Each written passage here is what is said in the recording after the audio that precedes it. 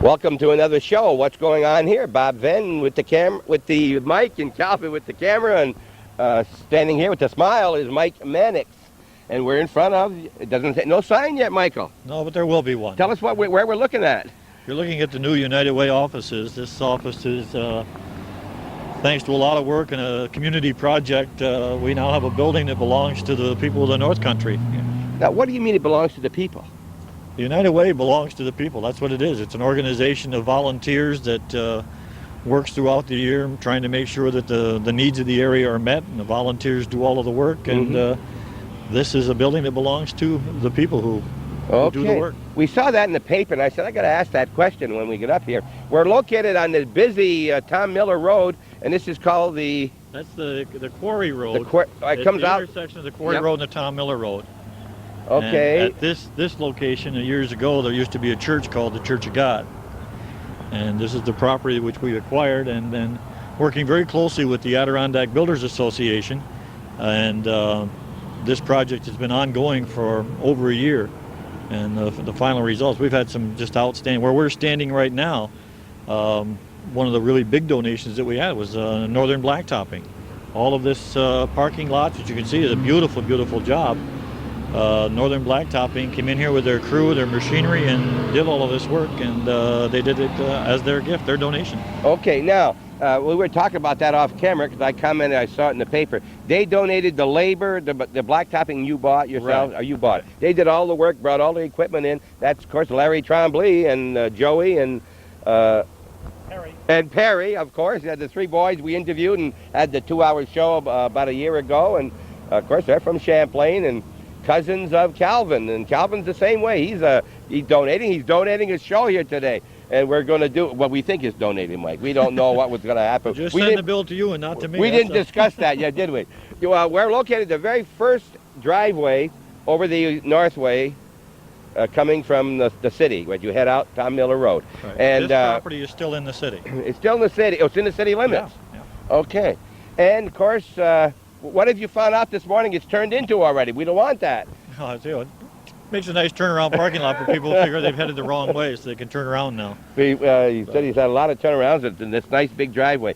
Well, Michael, you got a big driveway. Would you ever have enough cars here to fill this driveway? Oh, well, we have a board meeting. We've got 24 board members, plus inviting guests and stuff. So you're talking 30 some odd cars that might show up for a board meeting.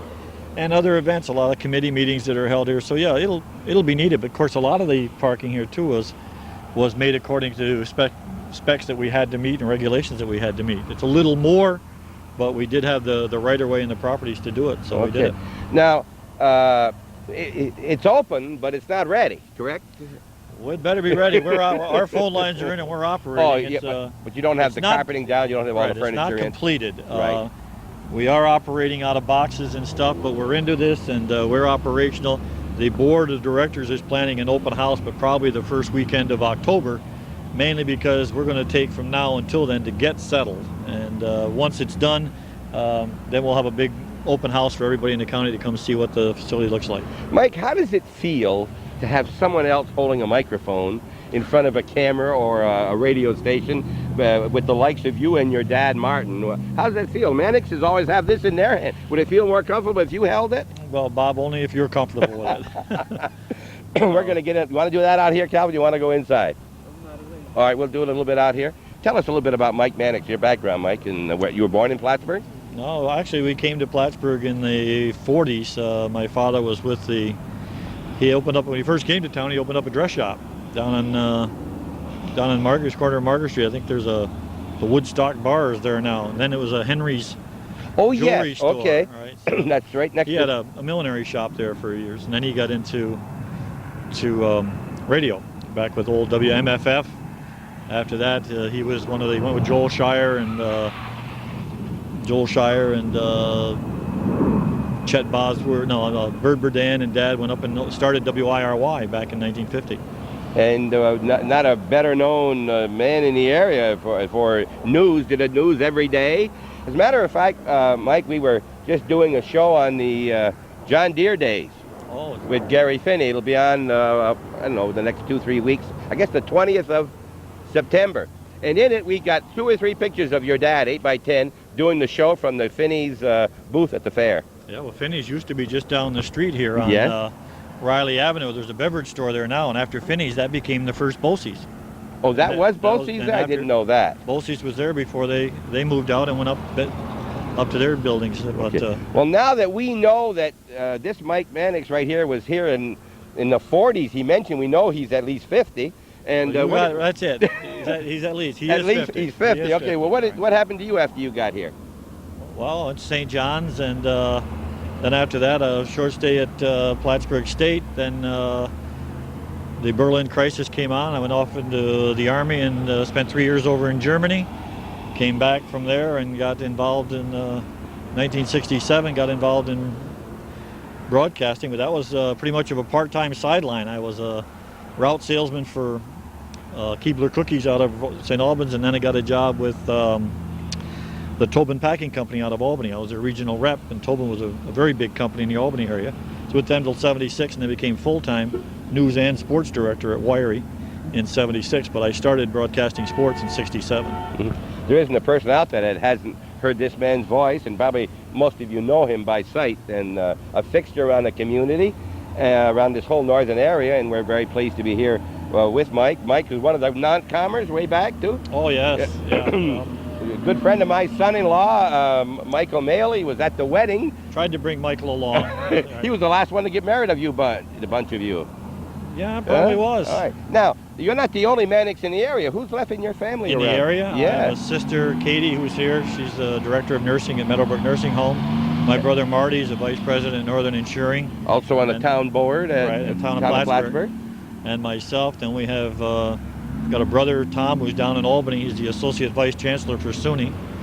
And a brother, Tim, who's now was with IBM for a lot of years. He's now out on his own as a consultant. He's working consulting in a job down in Colts Neck, New Jersey, wherever the heck that is. And I have a sister out in California who her name is Pat Davies. She married Bill Davies, who was with Diamond National, an engineer with them. He's now at Diamond out in Red Bluff, California.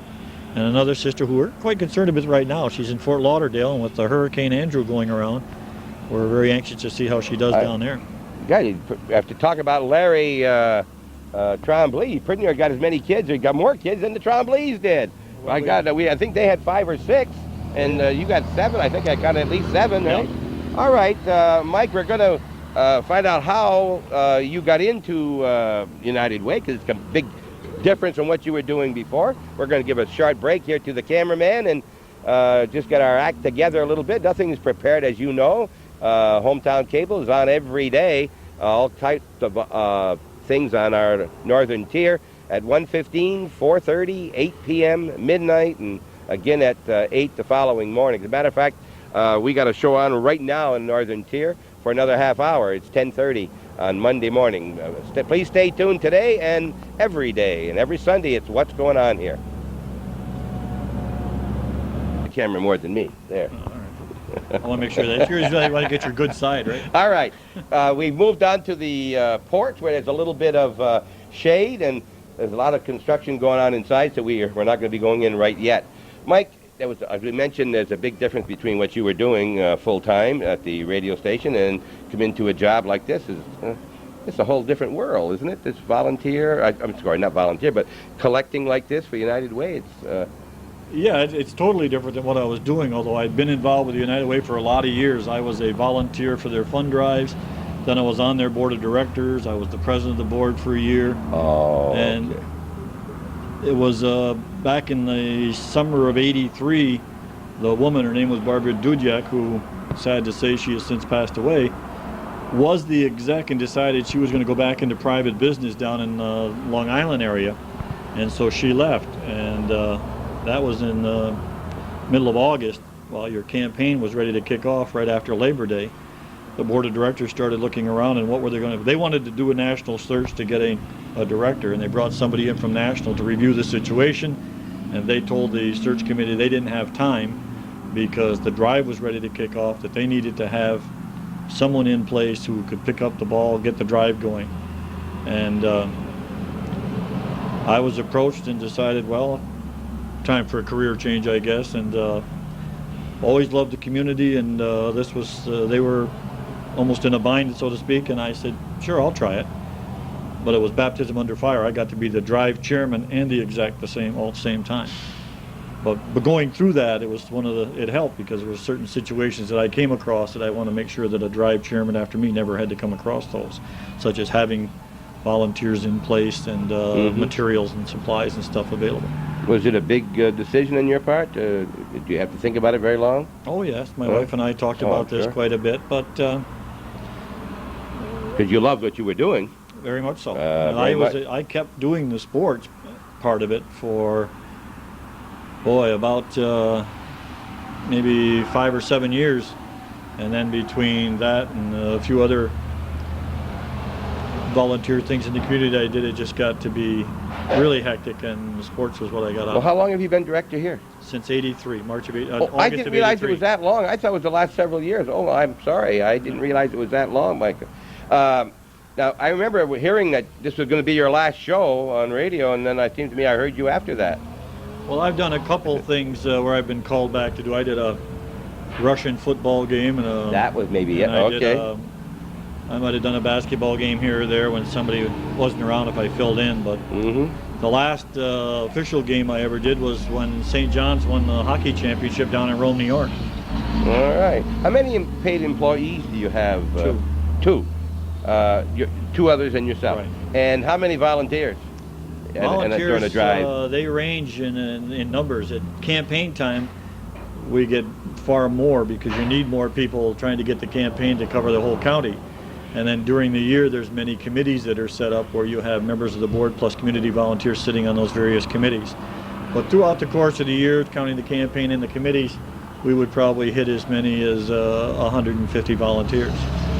Mike, after volunteering so long yourself in this and other things, it's not quite so hard to ask somebody else to volunteer because you've been through it yourself. Would you say that's true?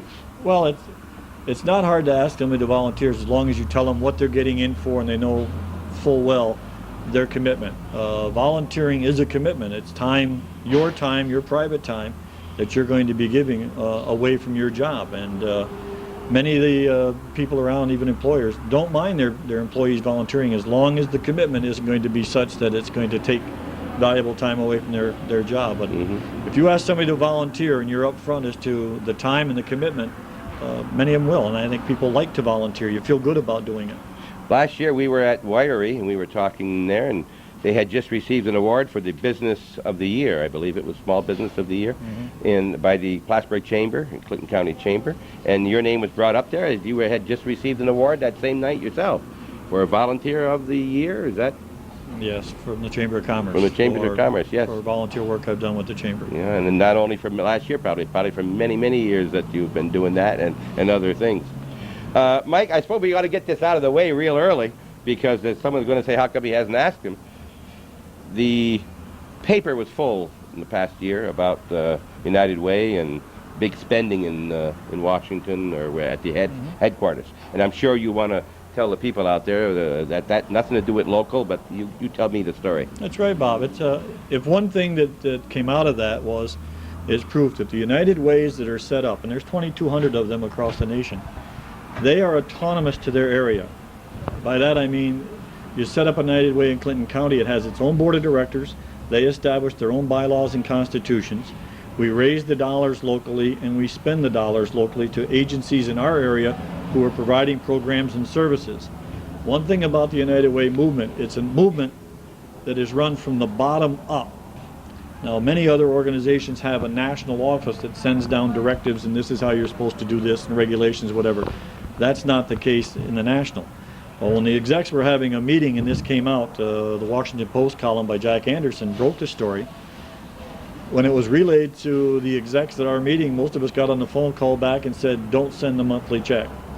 Now there's a case where the national organization used to get on an average of $2 million a month from the field. That month they got $25,000 or $40,000. That put one hurt to their cash flow. And what the execs were saying, we're not pleased with what we read, we're not pleased with what's going on, you're not getting the money until National makes some kind of, addresses the situation.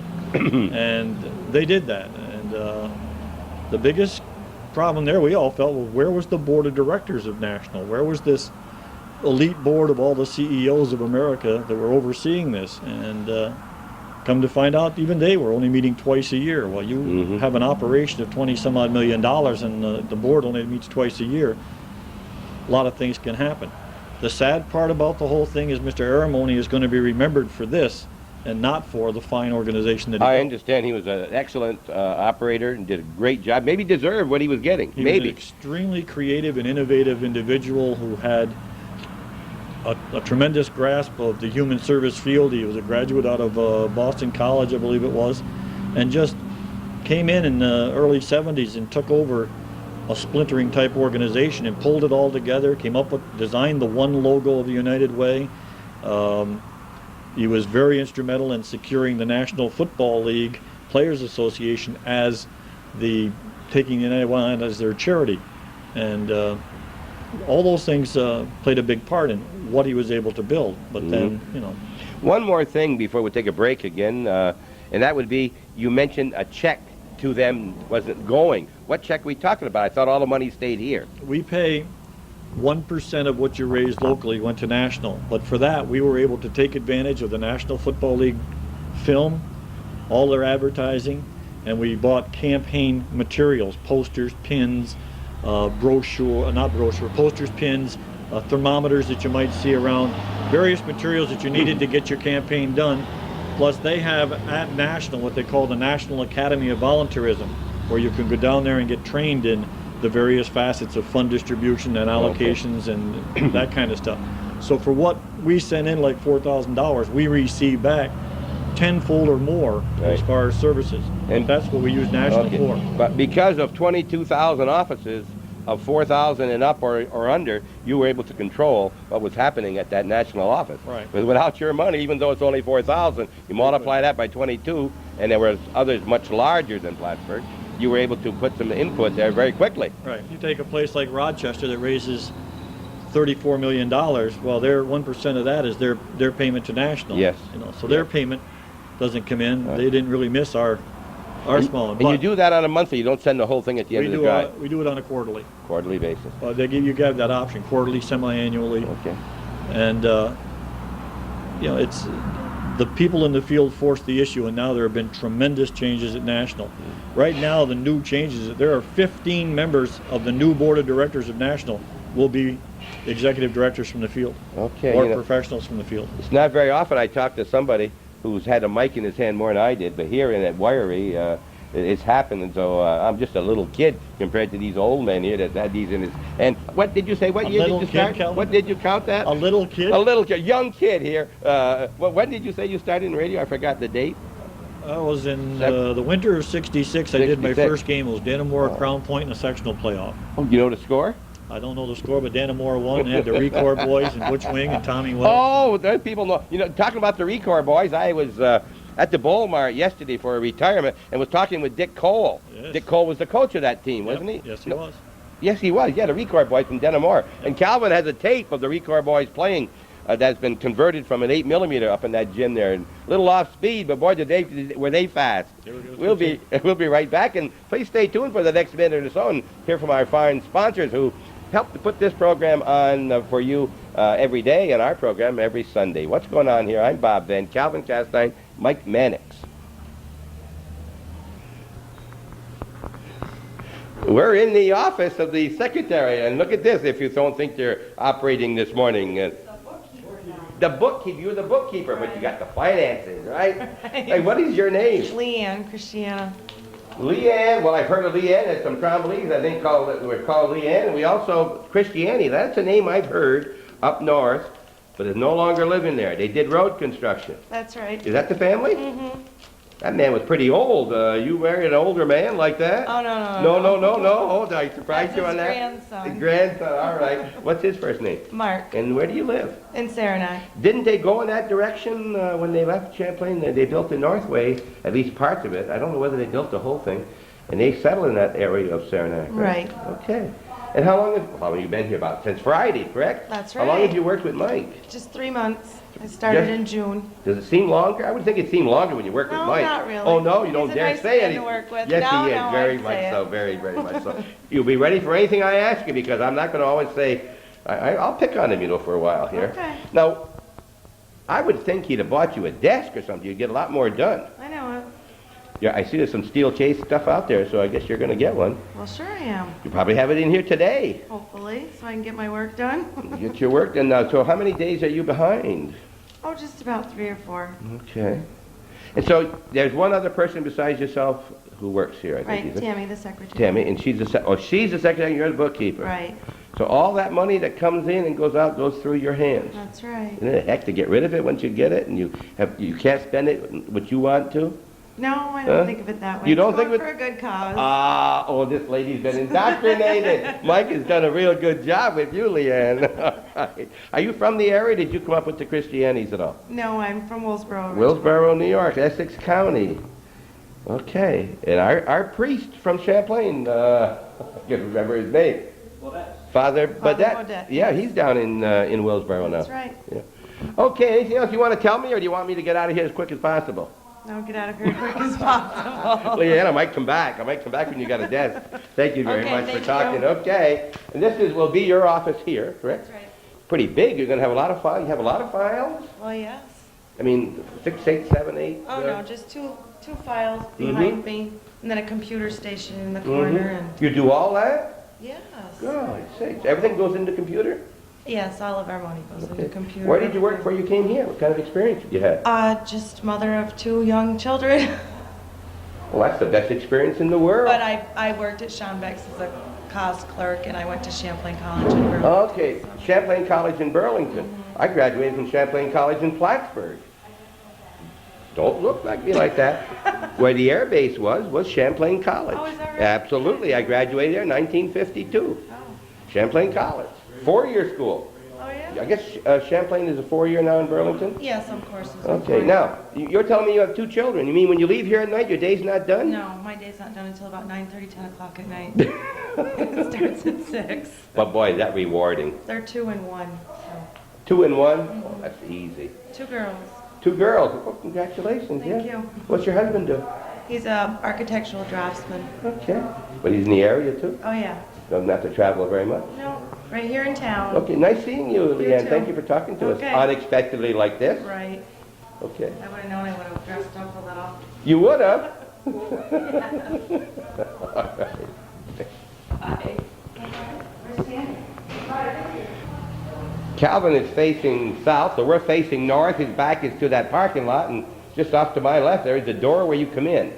Yeah, you'll see coming in that door, Bob, down that ramp with a handicapped accessible ramp. Oh, So that's okay. where maybe- Didn't notice that, Mike. Thanks That's for for meeting, all the building codes that we had to do. So Mhm. when we get some markings here, there'll be the handicap parking down at the end, and then they can come up in that way. And then we also have a sidewalk leading up to a joint at the main Now, door. you mentioned on the wall there where that frame is, there'll be a big sign saying United Way. Yes, yes. There was a Okay. Casey Ryder, is I guess an artist in the area, and we gave her an idea, and she's off on her own designing some type of a sign that'll be permanently placed in that location. Okay. This first part is strictly a windbreak. Right, we're going to have, when we have our grand opening, we hope to be mounting some plaques here. Oh. And on these plaques, we want to give credit for all of the members of the area, Adirondack Builders Association, and all the people that helped and played a part in putting this together.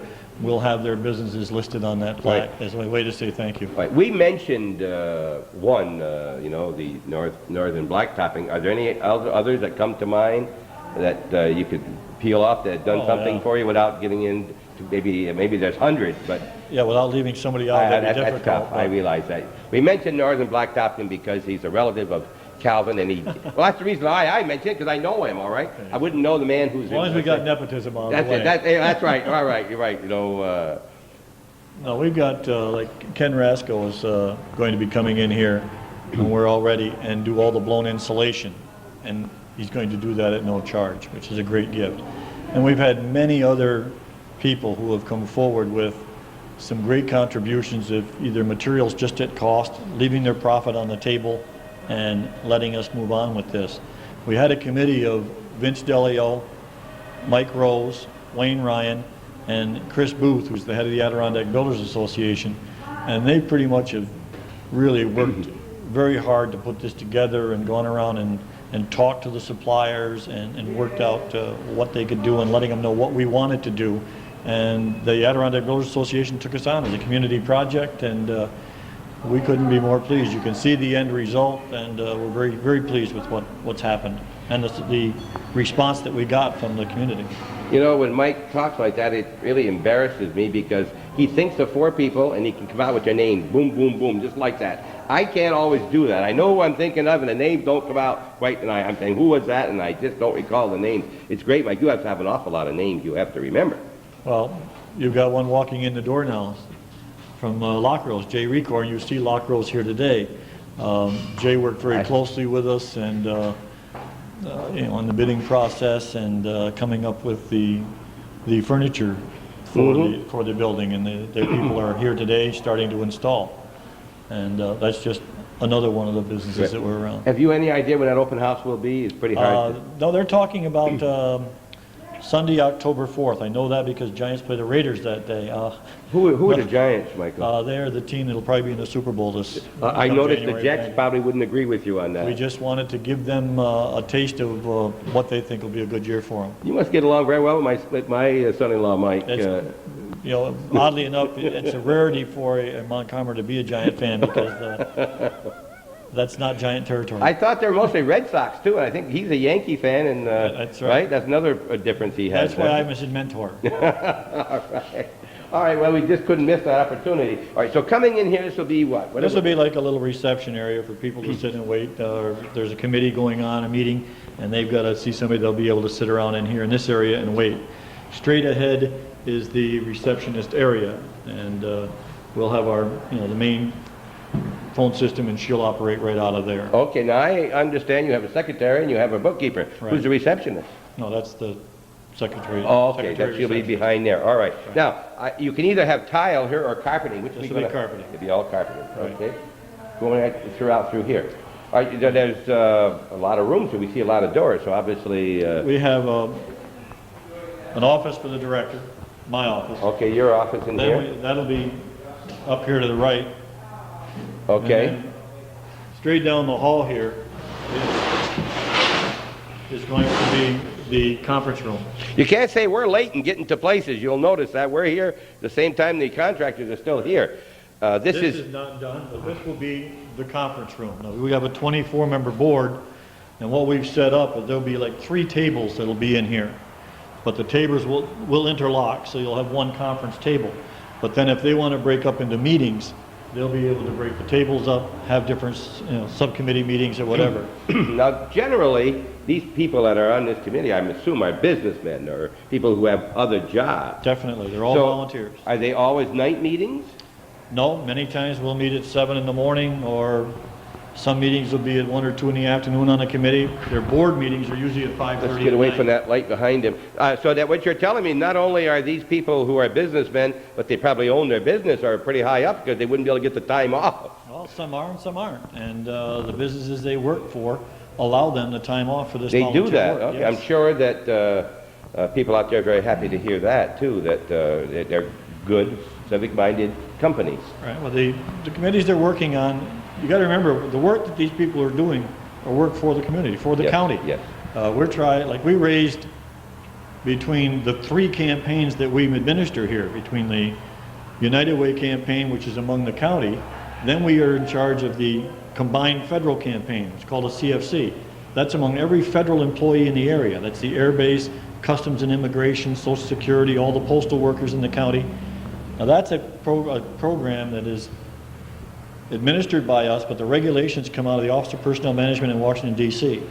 So the collections are made by part of your committees? Collections are made by this area by volunteers. When then there's a state campaign, CFA, State Employee Federated Appeal. Anybody in Clinton County, Essex County, paid by the state of New York are involved in that. We are the fiduciary agent, the United Way is. Okay. The United Way only gets dollars from those campaigns that are designated to it or its agencies. So overall from the 3 campaigns, we raised over $500,000 last year.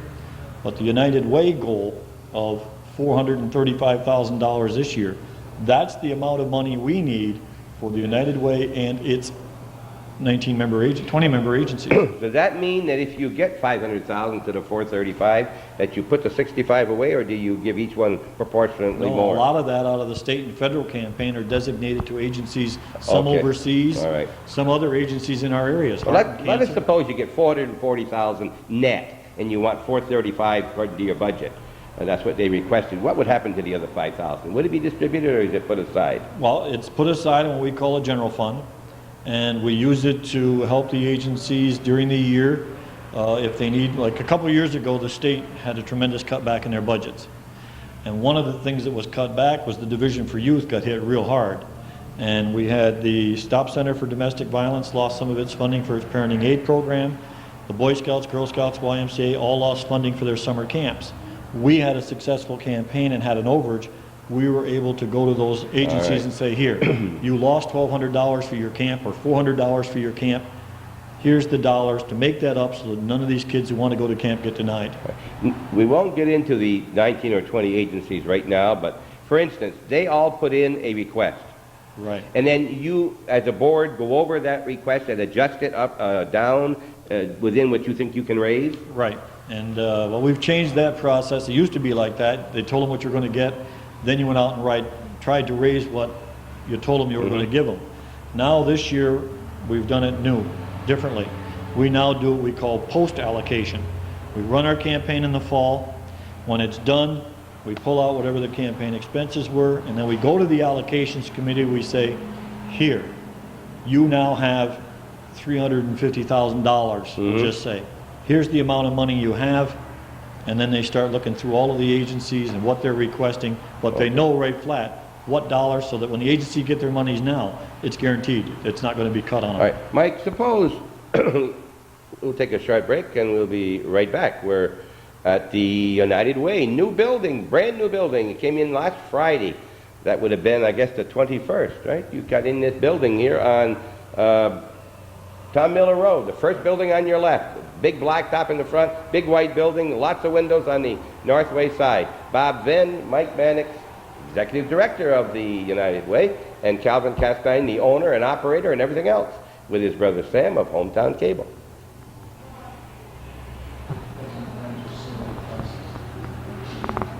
I told you about maybe remembering 4 names of people. Now we're going to hit him for 19 or 20 names from his memory of the member agencies. In alphabetical order, or are you going to give him some other way? No, I won't do it in alphabetical order, I guarantee you that. All right. No, we do. We fund a lot of agencies that are providing some very valuable programs and services. And basically, that's it with the United Way. It's the agencies. We're the conduit to raise the dollars for them and then get the monies to the agencies who are providing those services. And you get the Boy Scouts and the Girl Scouts and the YMCA, Children's Services, that is a foster care program out of the Senior Social Services Office. Then we have Senior Citizens, the RSVP program. We have Hospice, which is back in this year. Now that was out for a while. Right. Back in now. Hospice is back as a member agency effective this year. Now can I interrupt you on some of these? Sure. Can they still have their own drives? All these agencies. They have a dinner, in other words. Yeah, that's no problem. no problem, All these okay. agencies sign a contract, which means when they're looking for dollars, they open up their books to the various committees that are going through their financial records to try and determine their need or what we can give to them. And they also sign a fundraising requirement, so there are stipulations of what they can do and when they can do it. And where they used to be really, really restrictive, we've changed those quite a bit. We sat down with a committee of United Way committee and agency directors and jointly came up with a whole new set of guidelines for fundraising and what agencies can do. Some I have the power to approve, some that I don't would go before our board. Okay, for instance, could Hospice now go door to door and ask for a drive, money? I thought that was the reason of United Way in the Right. first place, so you wouldn't have 20 different people at the door. You make one big donation. That's right. So they can have fundraisers, but probably not door to door, is that? Right. Okay, Right. all right. I didn't mean The to... concept of the United Way is one gift. Right. And we try and get this across to the agencies. You're going to businesses and they're looking at the single gift. When they give to the United Way, they're actually giving to 19 or 20 agencies. those 19 or 20 agencies aren't out on the street doing street drives, they're not out going door to door. They belong to United Way. Some businesses say, hey, wasn't that one of your agencies? Yeah, well, why are they at my door? Yeah, we got some equipment coming in here. All right. All right, and give us some of the other... Well, the other agencies, we have the Red Cross, which does a lot of all the disaster relief and the CPR and life-saving, water safety instructions and aid to the military families, which their charter from national tells them they have to do. We have the Mental Health Association, where we fund the Stop Center for Domestic Violence. We have Northern New York Center. We're giving them money this year to look into a very new program. You might have read in the paper recently where the district attorney and some of the law enforcement people are concerned about a program for child victims and offenders. But we're giving them money to try and look at adopting a child victim and offenders program in this area. Who are you giving it to? The Northern New York Center, Okay. which is in Plattsburgh, Yeah. and they're working closely with the Department of Social Services and the district attorney and the law enforcement agencies in this area to try and come up with that kind of a program. Home violence and that type of thing is pretty prevalent throughout the Domestic. nation. Domestic, that's... We fund the Stop Center for Domestic Violence at Mental Health, which provides a place. They have safe apartments, which only they know about, where the woman or whatever spouse, whether it's the husband or the wife, can go to these safe apartments and stay there and get the counseling they need and some help to run them through the maze of bureaucracy that's out there. But it gives them that security. I'm glad you bring up the equal rights there, that sometimes it is the man that's being yes, it is. violated there, and people laugh at us when something like that happens, maybe, but it does happen. Sure It does happen. And we fund literacy volunteers, where we gave them extra money last year to try and set up outreach programs.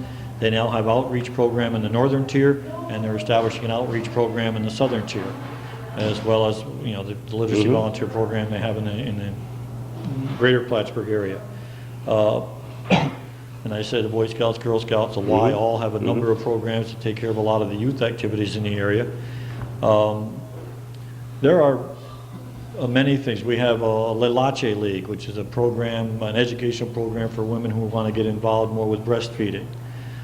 We have a new one we started last year is the Child Care Coordinating Council of the North Country. It's an organization that's set up out at the community college.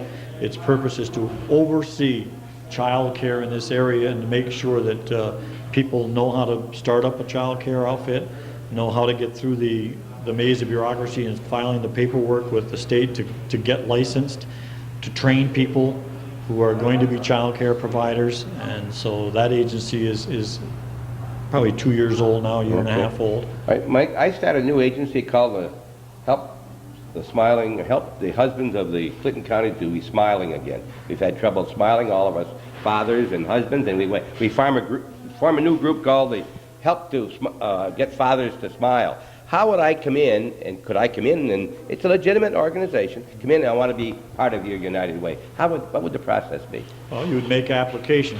In January of each year, we put out a notice for anyone who would like to become a member agency would make application to be a member agency of the United Way of Clinton County.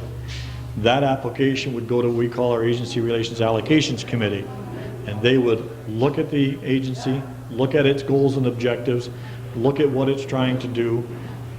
Is it a 501c3 not-for-profit organization? That's the key. And then the program or service that they're going to provide, is that meeting a need in this area? And then when you look at it, if it is meeting a need, how great is that need? That's why the United Way in the last couple of years have done what we call a compass report, where we have surveyed the entire county to try and come up with the needs in the county so that when we can prioritize that, make sure that the dollars that are available are going to be addressing the high priority needs. Okay, with my organization that I'm trying to get funded, there are 4 others also who are in there with mine. Now, would you take the most important of the 5, or would you say, gosh, they're all important, and we'll give everybody a little bit less, and we'll fund all 5? Is there a rule on that by your board? Well, those are some of the tough decisions that they've had to make over the years. They're looking at, right now, has been under study for almost a year, of maybe making United Way application membership all-inclusive. So anybody in Clinton County who is a 501c3 not-for-profit can be listed, raise money for you, and make the campaign a positive designation, so that if Bob Ben gives $1 a week, that $52, he would pick what agency he wants it to go to. There are some concerns about that. Maybe the high-profile agencies would get more money than the small, struggling, like make somebody happy, who nobody knows about, wouldn't get any money. But Then what happens? if there's two people who are hungry, one is hungrier than the other, and you feed that one, the other don't get any, that really doesn't seem completely fair, That's right. All right. Anything else you want to talk to me about any other agencies you haven't mentioned? We just have, we think we have a very good umbrella package of agencies who are providing some very, very crucial services. The Association for Retarded Citizens. We have monies there that go to the early infant program, birth to age 4. A lot of at-risk kids. Therapist goes right to the home, works with the family and that child at home. They're not hospitalized. Their referrals come from pediatricians or from the hospital or from area doctors. Okay. And that program is in place. I'm writing a check. Your volunteer comes in, I write a check and says, I want this to go to this new program you just mentioned. I want all my donation to go there. Can I do that? Presently, no. Okay. We don't have a positive designation campaign in place now. What we have in place is if Bob Venn writes the check, but he can put on his pledge card, I don't want any of my money to go to the Red Cross, or I don't want any of my money to go to the United Way operation. That would be... What do you mean? You mean for the expenses? Yeah, the United Way itself is an agency. You want to, all right, yes, one of the Because agencies. it needs money to operate So on a I year-round don't want basis. anybody to go to Mike or his people or the building. That's right. And you can do that today? Right. Okay. And then as these pledge cards come in, each card is audited. And every place where there's a negative designation, if you gave $52, well, maybe the United Way share was 2% of that. 2% of your gift is pulled out, set aside in an account we call a seed money account. Every other agency gets it. That's why we encourage people, don't not give because there's one agency you don't like, or two. Okay. Just designate those not to get your money and don't deny it. That way the others aren't going to get denied. Right. That's something. We're not mentioning these things to you not, or to make you do things. Don't make it a negative designation, but if there's a difference between a negative or nothing, go with the negative, and only 2, 5, or whatever each percent would go into a special fund, and the rest of your money would go to the deserving, agencies. Okay. Mike, I know we got a time constraint here. You've got other things going on, and we appreciate your busy time and this busy time in your building. And by the way, let's just take 30 seconds or a minute. I read in the paper in the same article, Mike Mannix was over at the hospital. Oh, what gosh. happened, Mike? Come on, just give us a little fill in here. Oh, tune-up. You look healthy. Felt healthy. What happened? I was fortunate. Had a little bit of a scare. I was fortunate. They found a 95% blockage of an artery leading into the left ventricle, but early detection, I was able to go in with a heart catheterization and angioplasty, the balloon process, and things are all good. It wasn't any heart attack, and there was no heart damage, but hopefully we cleaned it out and it won't come back. But Very good. we'll just stay on I'm it. sure your fans out there, everybody who don't know, you're glad to hear that. And it also is a little information for them for if they get something. It's not always the open heart surgery or a heart attack, right? Yeah. As long as you do what you have to do. All right, Mike, this year's drive, you have a general chairman, 2 sub-chairmans, or whatever. What's the story in this year's drive, and when is it? The drive is underway already in what we call pace setters. Pace setters are campaigns that we do at various businesses prior to our kickoff breakfast. Our kickoff breakfast is September 14th. It's going to be at 8 a.m. at Howard Johnson's. That's a Monday morning. And that'll be our kickoff breakfast. What I try and do is with the pace setters, show up that morning and tell the campaign team, we have this much money already pledged. You got to go out and do the rest. Our drive chairman is Mike Whalen, who is the vice president at Key Bank. The vice chairman this year is Patricia Garrow, who is an assistant vice president at National Savings Bank. And that means next year. Is that No. Her name is Pat Garrow? No? No. Okay, all right. Her husband is Ron Garrow. Okay.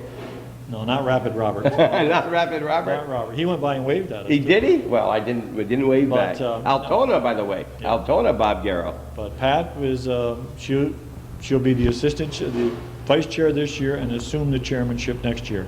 And it's a process that we've tried to have in place to get a vice chairman. They chair a key division, but it also gives them a year to know what the process is like. And then they also have a year to try and put together some volunteers to work on their team.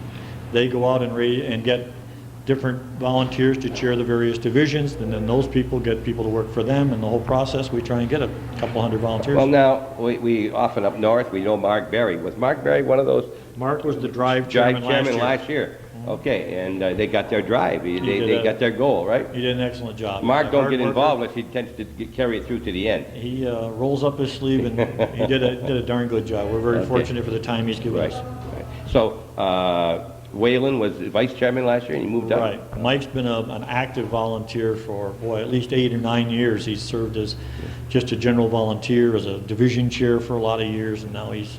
With these two people working in the bank like that, if they run short, do they don't have a way, no method, huh? That's not why they're chairman or anything like that, huh? No. Can't do that, all right. How many people, you said, about 125, 30 will be working? The more the merrier, but it wouldn't be surprising to get over 200 if we get everybody that signs on. Okay, the drive is September 14th and expected to be, what's your first earliest date where you're saying your planned date? Our planned date to end it is like November 21st. We tell the volunteers, you're done. The rest of it comes back into the office, and we do follow-up until the end of the year. Till the end of the year. We want to go out like December 1st and announce that we've reached our goal. Well, all right, now that takes care of Mike Mannix from moving into his building 1st of August till the end of December. Do you have an 8-month vacation after that? No, this is a year-round operation. These committees that we have are constantly meeting.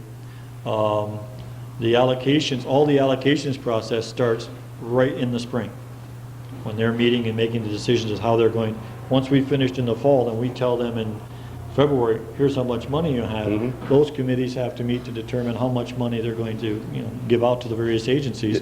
While that's going on, the process for new membership has already started for the next year. Does your board move in and out? Do you have people that come on the board sign about a 3-year agreement? Okay. Now, if there's somebody out there that's so moved that they want to get on that board and you just don't know about them, because call and find out. They may just want to work so bad and they just don't know how to do it. We'll take anybody that's interested in that, or even serving on some of our committees. Okay. It's the United Way is an organization that's run by volunteers. All right, we'll take a short break. We're being moved around here with all of the workers. There must be 6 workers running around here painting and bringing in equipment, and I guess Leanne has a desk over there now. She's no longer working from the floor, and we'll be right back. You're watching Hometown Cable, United Way. Mike Mannix, Bob Venn, Calvin Castine with the camera.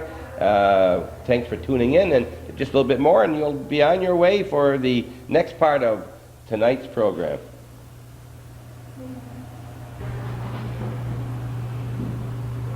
That's about it from United Way. Thank you for being with us, Mike. Well, thank you, Bob and Calvin, for the time and for the interest. Okay, and if you want to see this for yourself, remember, October 4th is the planned open house. Right, and the new telephone number is 563-0028, and that'll be our new main office.